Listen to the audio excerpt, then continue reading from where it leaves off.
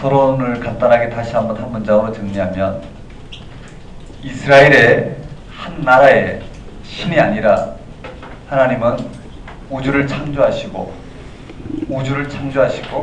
한 나라를 통치하기 위해서 이 땅 가운데 임하신 것이 아니라 그 나라를 통해서 하나님의 이 우주를 통치하신 하나님의 통치를 드러내기 위해서 한 나라를 택하셨다라는 거예요.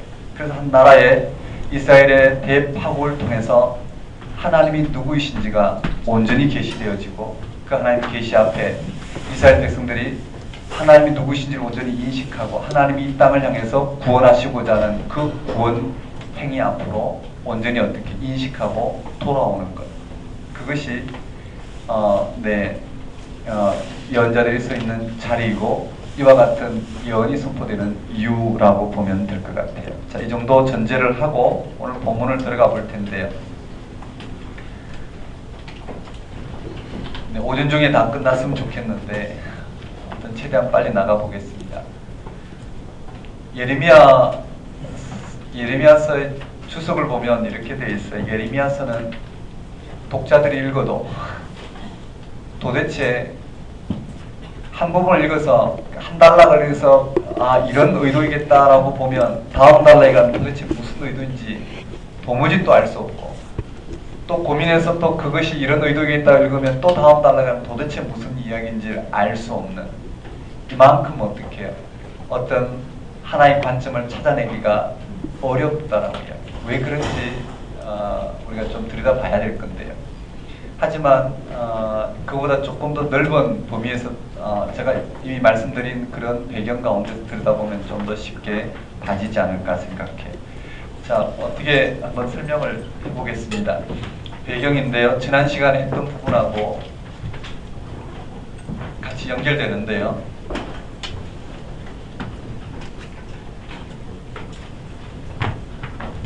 지도를 한번 그려보겠습니다.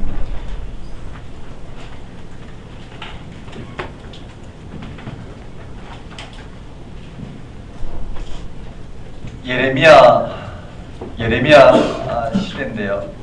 조금 생략해서 이 이 북쪽은 아수르에서 바벨론으로 넘어왔죠. 구체적인 연대도 다 기록하면 되겠지만 전체 분위기만 보십시다. 아수르에서 바벨론으로 넘어와서 지금 이 바벨론이 온전히 통치하는 이런 부분이에요. 그럼 여기는 애굽이고요. 자, 그 예레미야 시대가 언제냐면은 요시야 13년부터 시드기야 11년까지라고 그랬어요. 한번 따라해볼까요? 요시야 13년부터 예레미야와 요시야 나이가 비슷하다고 그랬죠. 요시야 13년부터 어디까지냐면 시드기야 11년에 이스라엘이 멸망했거든요. 11년까지. 요시야 13년부터 시드기야 11년까지인데요.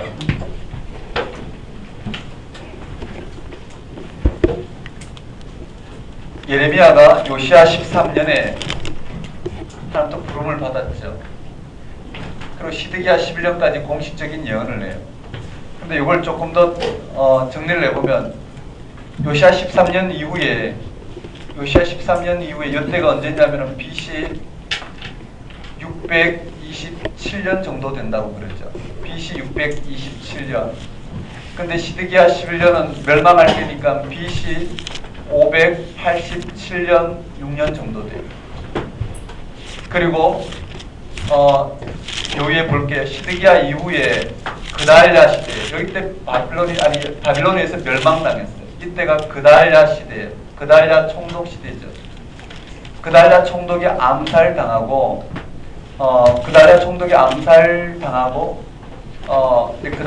암살당하고 다시 바벨론이 이 팔레스틴 이 이스라엘로 와서 다시 한번 어떻게 해요? 대파국을 맞이하게 된 그때가 BC 583년 내지 2년이라고 해요. 그리고 이 앞에 우리가 잘 아는 것처럼 한번 따라해볼까? 여호야김 시대예요. 여호야김 시대에 바벨론과 전쟁이 일어나서 바벨론이 이 팔레스틴을 정복하러, 즉 이스라엘을 남유다를 정복하러 내려오는 가운데 이 여호야김이 죽고 누가 왕으로 등극하냐면 여호야긴이 왕으로 등극해서 여호야긴 때 바벨론 포로로 잡혀가게 돼요. 이때가 바벨론 포로 1차 포로예요. BC 597년 내지 6년이. 이때와 이때는 만 10년 이상, 해수로 12년 정도 된다고 그러죠. 이렇게 돼 있어요. 되셨죠? 즉 한번 따라해볼까요? 여호야긴, 시드기야.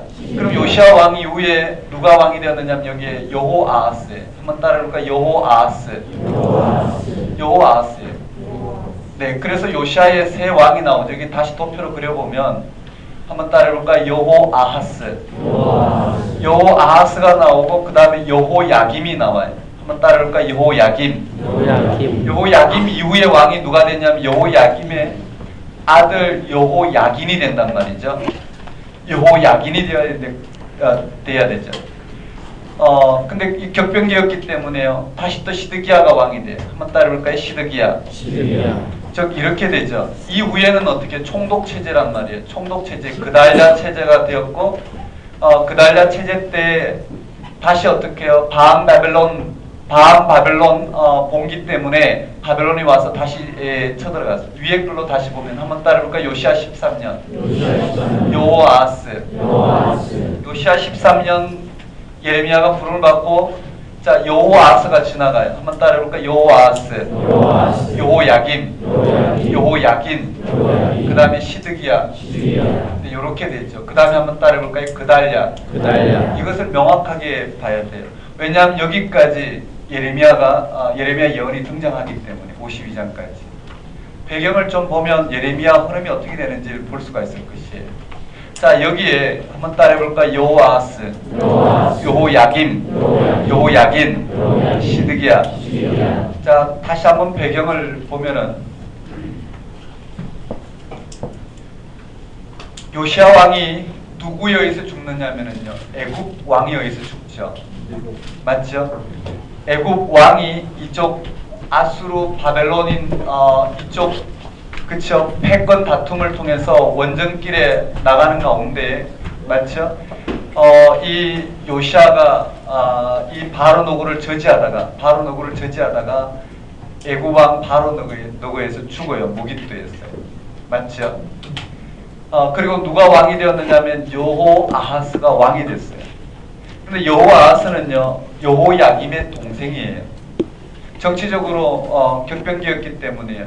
그래서 여호야김이 정치적인 술수를 쓴 것 같아요. 철저히 어떻게 해요? 친애굽 정책을 펴서 애굽 쪽에 붙은 거죠. 여호아하스는 반애굽적일 수밖에 없어요. 왜냐하면 자기 아버지 요시아를 죽였기 때문에. 아버지 요시아의 전통에서 있었죠. 그래서 아버지 요시아의 전통에서 있는 여호아하스를 아마 그 정치 세력들이 왕으로 옹립한 것 같아요.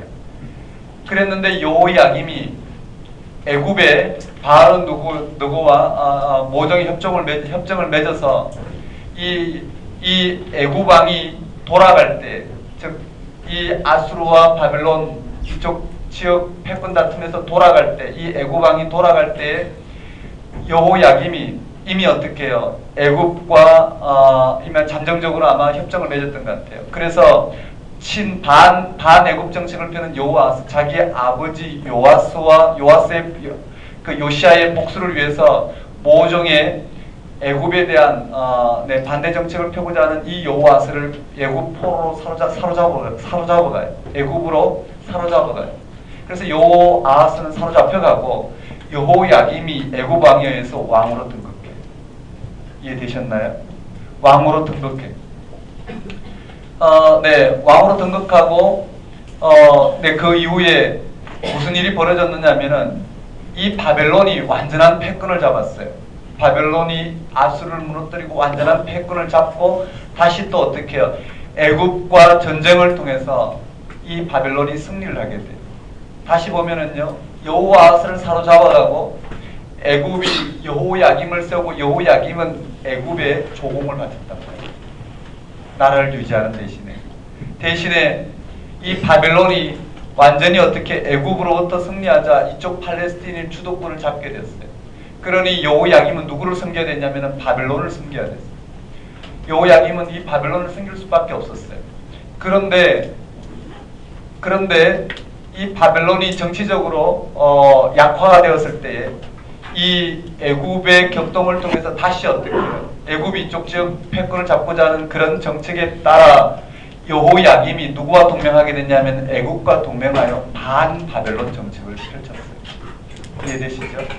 반바벨론 정책을 펼치자 다시 바벨론은 어떻게 해요? 이쪽 패권을 차지하기 위해서 대대적인 어떻게 전쟁을 일으켜요.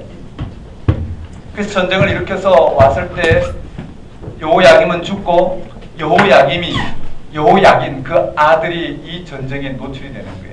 이 전쟁의 당사자가 되는 거예요.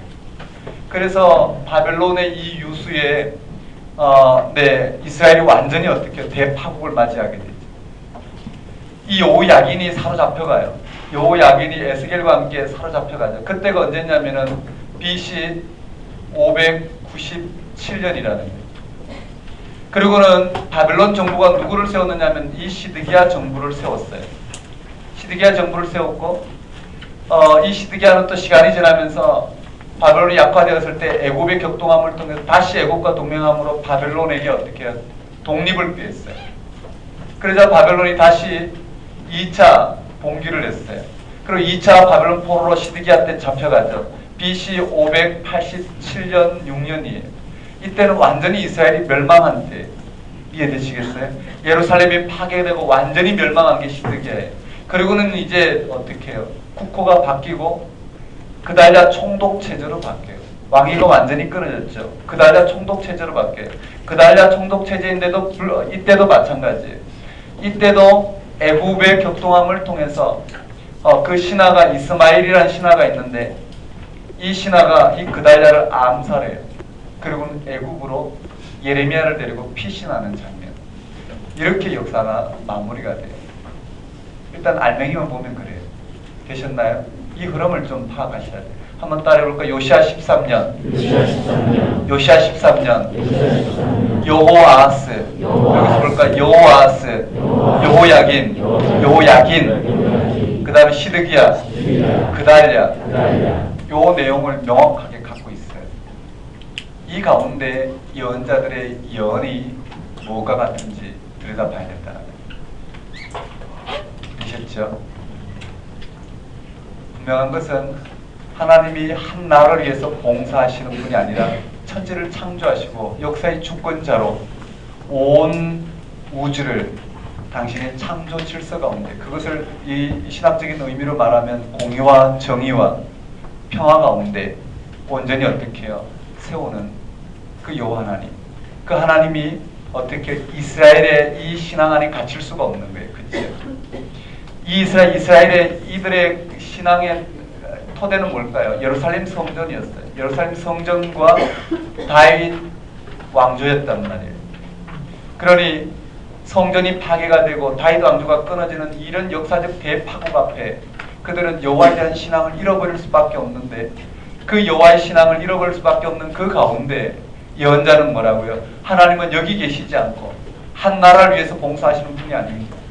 이 우주를 창조하신 이 우주 전체를 통치하시는 분이시다. 그 하나님이 지금 바벨론도 통치하시고 애굽도 통치하시고 지금 이스라엘도 다스리고 계시다. 그 하나님의 다스림의 원리가 무엇인지를 드러냄으로 말미암아 이스라엘이 이런 대파국을 통해서 맞죠? 왜 이런 파국을 맞이하는지에 대한 정확한 어떻게 해요? 해석을 통해서 그들이 하나님을 온전히 신앙함으로 말미암아 희망을 가질 수가 있는 거예요. 진짜 희망. 하나님이 왜 이와 같이 하셨는지에 대한 진짜 희망을 발견할 수 있고 그들은 그런 희망 가운데 하나님을 신앙함으로 말미암아 하나님과의 관계 안에서 이스라엘 백성들의 궁극적인 이 역사의 사명이 무엇인지 그리고 이스라엘 백성들이 이런 대파국을 통해서도 이 대파국을 통해서 이런 대파국을 통해서도 그들이 이런 대파국을 통해서도 그들이 여전히 하나님의 선민인 이유가 어디 있는지 이런 대파국을 통해서도 이들은 여전히 이것이 부끄러운 일이 아닌 하나님의 이 우주적 통치를 드러내는 너무나도 귀한 역사의 자리라는 것, 이런 것을 인식하게 하는 것, 실질적인 하나님의 통치를 드러내는 게 예언자들의 몫이었다는 것. 요즘 이제 관심이 있는 부분이 뭐냐면, 요즘이 아니죠, 거의 한 10여 년 동안 계속해서 보고 있는 부분이 뭐냐면, 어떻게 예언자들에게는 이런 영성이 주어졌을까? 어떻게 이런 한 통치가 그들에게 보였을까? 특히 예레미야는 아주 독특한 예언자죠. 어떻게 이 역사를 향하신 하나님에 대한 인식과 경험이 이다지도 분명했을까? 이것이 설교자의 관심을 끄는 몫인 것 같아요. 어떻게 하면 이 역사에도 여전히 생생히 통치하시는 하나님의 통치를 밝게 바라보고 드러낼 수 있을까라는 거예요. 여러분 그렇잖아요. 신앙생활 잘하면 잘 산다. 만일 이 전제안이 있다면 우리는 이 대파국 앞에, 한 개인의 파국 앞에, 아니면 이 역사의 파국 앞에 우리는 벗어날 길이 없어요. 하나님 도대체 한 개인을 위해서 봉사해야 될 정도, 우리의 신앙이 만일에 한 개인의 흥망성쇠에 달려있다면 하나님은 어떻게 그 이름이 더럽혀질 수밖에 없는 것이. 하나님은 한 개인의 흥망성쇠도 다시 해석돼야 되겠죠. 우주적 지평에서 새롭게 해석돼야 되겠죠. 예수 그리스도의 십자가와 부활 사건은 우주적 사건이라고 그랬어요. 이 모든 창조하신 창조 세계에 온전한 하나님 통치가 드러난 우주적 사건이에요. 그저 오늘 우리의 신앙에 국한된 데만, 신앙생활하게 믿음에 국한된 것이 아니라 믿음은 그 사건을 바라보게 하는 실증이죠. 그러니 예수 그리스도의 십자가와 부활 사건은 이 우주적 사건이란 말이에요. 이 우주적 사건 앞에 오늘 우리가 신앙하는 이 신앙이 오늘 우리 한 개인의 흥망성쇠에 어떤 의미가 있는지를 들여다본다면 오늘 우리가 좀 더 가난하게 살더라도 그것이 하나님의 통치 가운데서 전혀 어떻게 해요? 부끄럽거나 벗어나야 될 한 요소가 아닌 전혀 다른 관점으로 우리가 들여다볼 수 있겠죠. 한 개인이 이 땅에서 당하는 애매한 고난 또한 어떻게 해요? 그런 것이 우리를 절망하게 만드는 것이 아니라 전혀 다른 하나님의 생명의 능력 가운데에서 하나님의 통치를 생생히 들여다보면서 내가 어디에 걸려있는지를 확인하는 한 그것이 부끄럽지 않고 그것이 우리를 절망하게 만드는 게 아니고 그것이 하나님의 부재나 하나님의 무능력이나 하나님은 왜 나를 이와 같이 하셨느냐라는 하나님과 우리의 탄식으로 이끄는 것이 아니고 그리고 거기에서 벗어나기 위해서 발부둥 치는 것이 우리의 신앙이 아니라 좀 더 하나님 앞에 열심히 함으로 말미암아 거기서 벗어나는 것이 초점이 아니라 그러한 이 세상의 이런 상황 가운데서도 어떻게 하나님의 통치가 생생한지를 맛보면서 어떻게 우리 현실 삶이 어떻게 하나님의 구원 행위에 걸려 있는지를 확인하고 드러내는 그러한 삶이 실질적인 우리의 삶의 능력이 되겠죠. 어디에서 하나님 통치와 그 의를 하나님 나라 의를 구할 수 있는지 그것이 연자를 통해서 들여다보는 설교자의 관심이라는 거예요. 시편 기자의 이런 시편적 고백을 통해서 어디에서 하나님께서 우리에게 이와 같이 응답을 하시고 하나님의 생생한 통치가 우리 삶 속에서 어디에서 그런 생생한 통치를 발견할 수 있는지 어떻게 하면 지금 또 오늘 우리의 이와 같은 삶 속에 너무나 익숙한 이 잠정적인 삶의 방식에서 너무나 익숙한 이 세상의 이런 방식에서 생생히 통치하신 하나님의 통치를 읽어낼 수 있는지 어디에서 그런 영적인 지평이 확보가 되는지 그게 성서를 읽는 사람의 관심이지 않을까. 방법은 결국은 하나님의 은총이 해답이다. 하나님의 은총이 아니고는 불가능하다라는 거예요. 근데 그 은총이 어떤 방식으로 우리 가운데 임하시는지 우리는 어떻게 그 하나님의 은총에 눈을 뜰 수 있는지 이제 그게 해답이겠죠.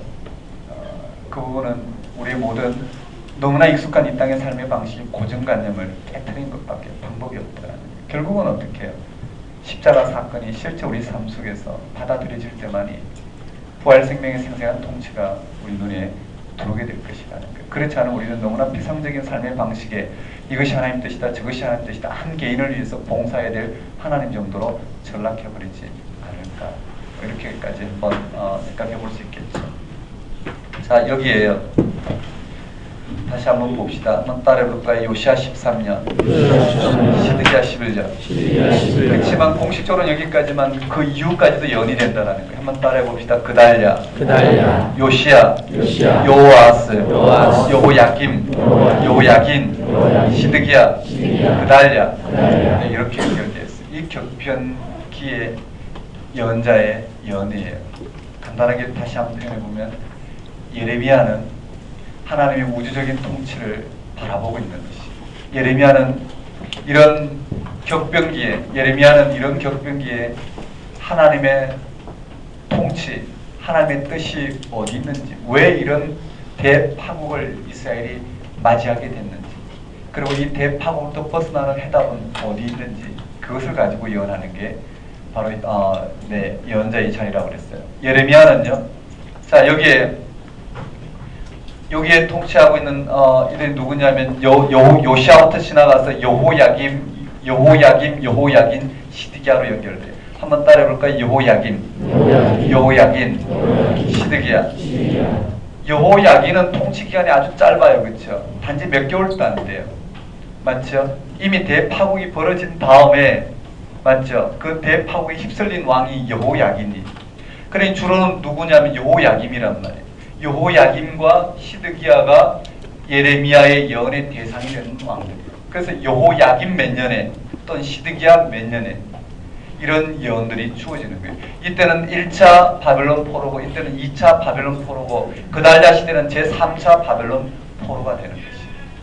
이해되시죠? 자, 이런 가운데 예레미야의 눈에 자 이렇게 돼 있죠. 이때 여호야김이 통치하고 시드기야가 통치하고 있는 이 격변기에 예레미야의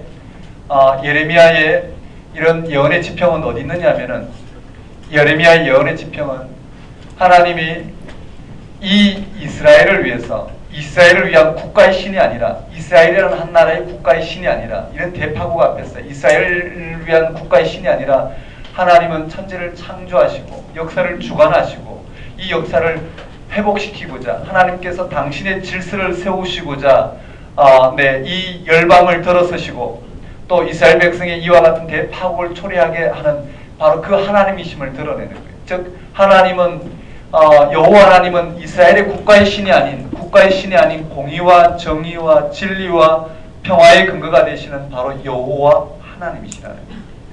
이해되시겠어요? 그 여호와 하나님이 당신의 질서를 바로 세우기 위해서 당신의 구원 이스라엘 백성들에게 언약하신 그 언약을 충실히 어떻게 이행하시기 위해서 이스라엘 백성들을 통하여 이 바벨론을 들어 이들을 심판하실 거란 말이에요. 이해되시나요? 그것은 이 땅의 구원을 이루기 위해서. 그것이 곧 이스라엘 백성들의 심판이지만 결국은 뭐라고요? 새 언약을 통해서 그들의 마음을 어떻게 부드럽게 하고 그들에게 영원히 하나님을 모른다는 이 옛 언약을 파괴하고 하나님을 어떻게 해요? 큰 자나 작은 자나 누구도 어떻게 해요? 하나님을 모른다 하지 못할 너무나도 생생한 그 하나님을 다시 한번 이 역사 가운데 계시하기 위해서 이 백성들 가운데 드러내기 위해서 어떻게 해요? 이스라엘 백성들이 이 대파국을 맞이하게 되었다. 이게 대파국 앞에선 예레미야가 이스라엘을 향해서 해석해내는 하나님의 통치라는 거예요. 예레미야의 눈에는 그것이 분명했다는 거예요. 다시 설명하면은요, 이 바벨론이 이와 같이 전쟁을 일으키고 내려오는 이 가운데 이스라엘 백성들이 애굽과 동맹함으로 말미암아 바벨론과 대적하는, 즉 바벨론부터 벗어나고자 하는 이것은 무모하다라는 거예요. 항복하는 것밖에 방법이 없다라는 거예요. 근데 항복 자체도 해답은 아니에요, 그렇죠? 이 항복이 왜 항복해야 되느냐면 항복하라는 것이 항복 자체를 말하는 게 아니에요. 왜 항복할 수밖에 없는지 그것을 지금 하나님의 관점에서 풀어내고 있죠. 즉 바벨론이 이와 같이 범람하는 이유는 바로 우주를 통치하시는 이 역사를 통치하시고 주관하시는 하나님의 뜻에 의해서 하나님이 이 우주적 질서를 바로 세우기 위해서 바벨론을 들어 이스라엘 백성들의 이 하나님을 떠난 언약을 파괴한 이스라엘 백성들로 하여금 그들이 언약의 자리로 돌아오도록 하나님께서 심판하는 이 심판이 바로 지금 역사 가운데 일어나는 바벨론의 유수라는 거예요. 그러니 그 앞에서 이스라엘 백성들이 해야 될 것은 뭘까요? 하나님을 하나 이스라엘의 국가의 신으로 모시면서 그 하나님이 바벨론 신과 경쟁해서 이스라엘 백성들을 지켜줘야 될 하나님으로 받아들이고 그들이 점점 더욱더 어떻게 종교적 행위, 제의적 행위, 다윗 언약을 통해서 하나님이 봉사해야 될 부분으로 받아들이고 끊임없는 어떻게요? 하나님의 언약 이행을 촉구하는 그런 신앙 행위가 아니라 하나님이 그들로 하여금 언약을 맺으시고 불러주신 그 언약의 본질로 돌아가는 것, 하나님께로 돌아가는 거예요. 즉 이들이 이 나라를 지키기 위해서 이와 같이요, 이런 바벨론으로부터 이스라엘 백성을 지켜야 될 한 이스라엘의 국가의 신이 아닌 하나님이 하나님 대신, 즉 하나님이 도대체 누구시고 왜 이와 같이 하나님께서 이 대파국을 맞이하게 하셨는지 그 하나님이 누구신지를 온전히 인식하고 그 하나님 앞으로 돌아가는 게 이 어떻게 해요? 통치자들이 해야 될 일이라는 거예요. 되셨나요? 이 정도만 보고 넘어갑시다. 간단한 배경으로. 여기서 포인트는 예언자들의 영적인 시각이 어디 있느냐라는 거예요. 즉 예언자들의 영적인 시각에서 하나님이 누구냐를 인식하는 것. 그것이 해답이에요. 그것이 뭐라고요? 천지를 창조하신 창조주 하나님. 이해되시죠? 그리고 이스라엘 백성들을 불러 당신이 언약을 맺으시고 이스라엘 백성 당신의 백성이 되고 하나님은 그렇죠. 이스라엘의 하나님이 되시는 이 언약을 통해서 하나님이 하시고자 하는 그 부르심이 무엇이었는지, 그 언약의 내용이 무엇이었는지 이스라엘 백성들이 기억하는 것이었어요. 근데 그들은 언약을 버리고 어떻게 해요? 우상 숭배로 돌아갔어요. 여호와 하나님을 한 국가의 신으로 전락시키고 말았다는 거예요. 그런 걸 보면 우리 그리스도인들은 어떨까요? 과연 하나님을 정말 참되게 신앙할까? 하나님을 참되게 신앙하는 게 우리의 구원이요, 이 땅의 삶의 능력일 텐데 과연 우리는 그런 영적인 지평이 있을까라는 거예요. 여전히 예수 그리스도를 믿지만 어떻게 해요? 여전히 우리의 이 땅의 삶에 매여 나를 사랑하시고, 맞죠? 내가 원하는 방식의 그런 나를 사랑하시고 이 땅에 나의 생명을 보존하시고 내가 이 땅에 좀 잘 살 수 있도록, 그렇죠?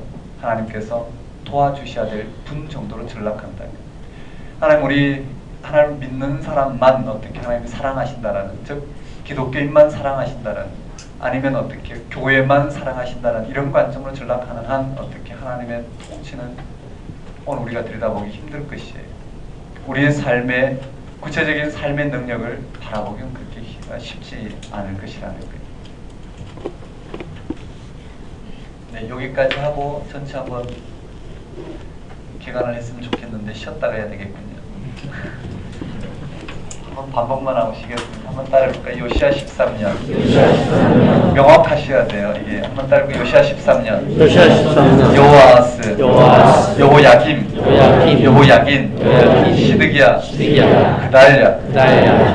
되셨나요? 다시 한번 따라해볼까요? 여호야김. 이때가 바로 1차 바빌론 포로예요. 그 다음에 다시 한번 따라해볼까요? 시드기야. 이때가 2차 바빌론 포로예요. 그 다음 한번 따라해볼까요? 그달랴. 이때가 3차 바빌론 포로예요. 이런 역사적인 대파국 앞에 포도를 땀같이 맑게 따겠다고 그랬어요. 뭐라고요? 포도가 익으면 어떻게? 익으면 따고 그 다음에 좀 기다렸다 또 익으면 또 따고 또 익으면 또 따듯이 이렇게 포도를 땀같이 맑게 어떻게 해요? 따임을 당하는 이런 대파국 앞에 이스라엘 백성들은 희망이 있는가? 이 자체가 희망이라는 걸 전하고 있는 거예요. 이 대파국을 맞이하는 그쵸, 대파국을 맞이하는 이런 역사적 적벽이 나오는데 하나님의 통치가 어디 있는지 온전히 인식하는 것. 그리고 그 하나님의 통치 앞에 어떻게 해요? 하나님의 통치를 온전히 인식하고 그것을 고백하며 그 하나님의 통치에 온전히 자신들의 미래를 맡기는 것. 그것이 이스라엘 백성들의 구원이라고 지금 이야기하고 있는 것이에요. 그게 우리 성경에서 단순하게 표현되어 있죠. 뭐냐면은요, 하나님께서 이스라엘 백성의 죄 때문에 심판하셨다. 맞죠? 그리고 그들을 다시 갱신하여 고토에 회복시키겠다. 이스라엘 백성들의 구원과 심판과 구원을 통해서 드러내고자 하는 의도는 한 가지예요. 하나님이 누구시냐? 하나님은 바로 열방까지도 통치하시는 하나님이 통치하는 이방을 심판한다라는 것은 대단한 신학적인 의미예요. 하나님이 이방까지도 이 바벨론 이들 파괴하신 이 바벨론까지도 하나님께서 결국은 심판하시겠다라는 것은 하나님이 누구이신지를 드러냄으로 말미암아 이스라엘 백성들의 구원이 어디에 걸려 있는지를 확인시키는 작업이라 할 수 있겠지. 자, 이 정도로 보고요. 쉬었다가 전체 예레미야서 개관하겠습니다.